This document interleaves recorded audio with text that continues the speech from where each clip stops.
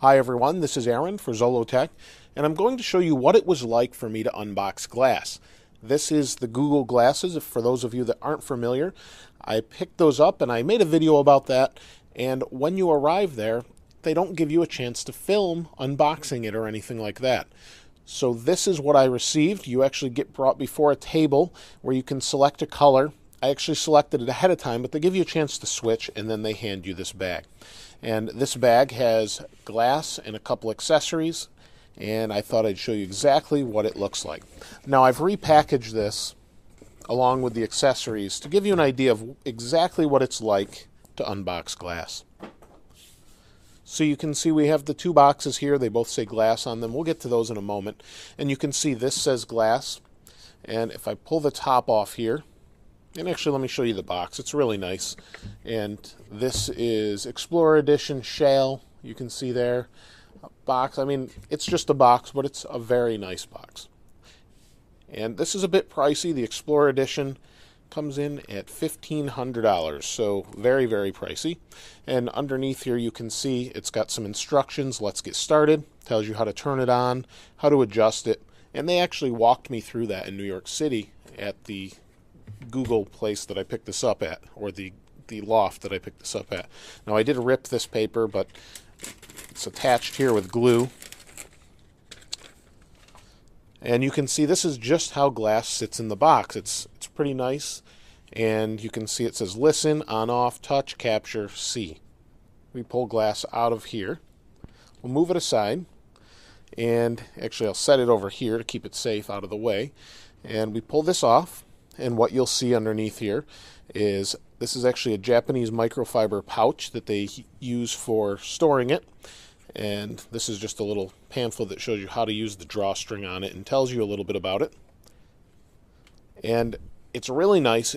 You can see it says Glass in here. I don't know if you can see that, but it's hard plastic underneath, really soft microfiber. And then to clean the glass lens, you can just pull this out, clean it off, and then push it back in. And it holds Glass nicely and keeps it safe. And then you have this drawstring, like I said. The other thing we have is these nice accessories.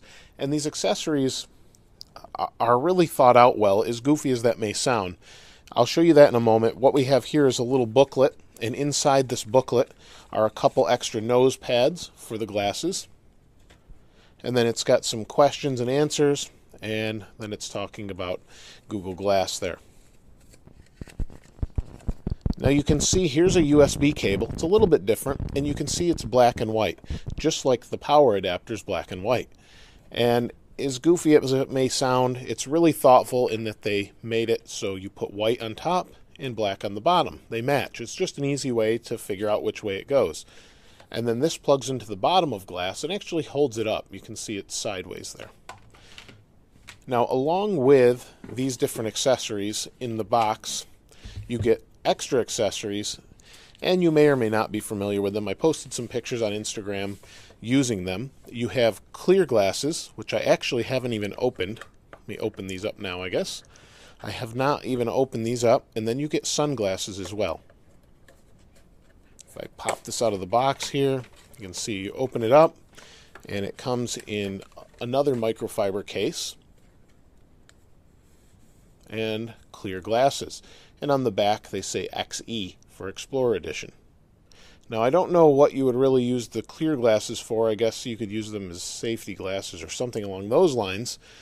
Maybe if you play racquetball or something. But the ones I use are actually the sunglasses. So we'll stick this back in here for now. Slide it back in the box. I'll show you the sunglasses. Same thing, just sunglasses. And I have used these a few times. Kind of look like the Terminator with them. You can see these are the black ones, or sunglasses. They're actually pretty dark. They're really nice lenses. I believe they're polarized lenses, and you can see you slip it back in this case. Not so easy to do sometimes. But what you really want to see, I'm sure, is Glass itself. So this is the color Shale. They come in a couple different colors. Black, which they call coal. They have blue, a lighter blue, an orange, and a white. And I chose Shale because it's more neutral than most rather. And you can see you have this band around the top. Google says this is titanium, and I've felt titanium before, and it's really not this flexible, so I'm not sure what the difference is. But the nose pads also same thing, or the arms rather. And Google adjusted this to my face specifically, so it's really set up just for me as far as the height and everything. The device itself, you can see here, has a button on top. You've got a touchpad on the side. This piece right here is an entire touchpad. Then you've got the arm, and this arm moves out and in, but not up and down. And then you've got your prism here, and you can kind of see the pattern there, I think. It's a little bit darkened too, so you can see it. Then we have a 5 megapixel camera. Inside, you've got a TI OMAP processor. You also have 16 gigabytes of internal storage. And in this back piece, there's actually a battery. It's not a very big battery. It's somewhere around 500 milliamp hours. But after using it for a couple days, I find that I can get through a full day with it as long as I'm using it as intended, I guess, as far as it pushing you information. If you play with it a lot throughout the day, you record a lot of video, you'll actually end up having to charge it once, if not twice. So you can see the top here, the side.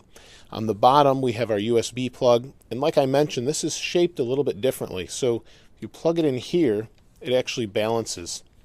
And it's a nice flat cable too. It's not a rounded cable, it's a flat cable design, and it's just a really nice cable. I wish more phones and things would use those as well. The display is really nice. Let me see if I can turn it on, and that's what this button is, a power button. There we go, and you've got an indicator light on the back here that lights up. It will pulse like a Apple product actually when it's charging.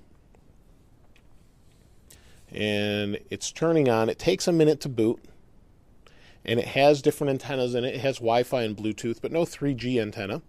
And let's see if we can see anything in the display. I don't see anything on yet. The one thing I did not point out is it's got a sensor right here. It's a proximity sensor.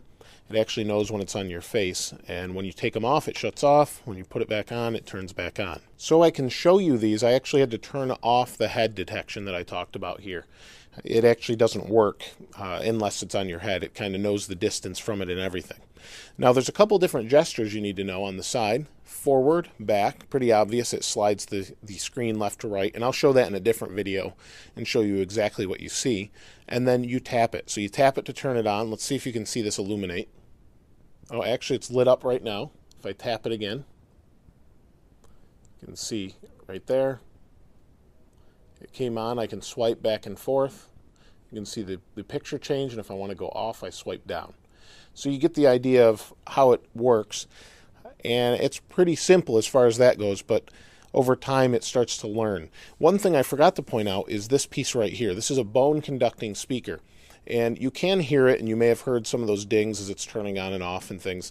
And it's actually a bone conducting speaker in that it rattles your head a little bit. It rattles the bones above your ear, and it really works well. In fact, if you plug your ears, you can hear it better.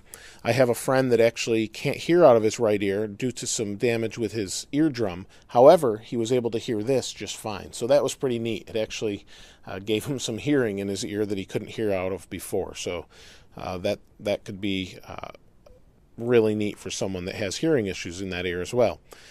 Now, there aren't prescription versions at this time, and I'll be reviewing this more in depth in other videos, but there aren't prescription versions. This is an early version. It's basically a beta test program, a prototype, and they even update the software regularly, and there's all sorts of things they're doing with it. But I'll go through the different menus in a different video. If you have any questions or comments or anything that you'd like to see about these that you haven't found anywhere else, please place those in the comments below or send me a message, and I'll try and answer those questions if I can. If you haven't subscribed already, please subscribe. As always, thanks for watching. This is Aaron. I'll see you next time.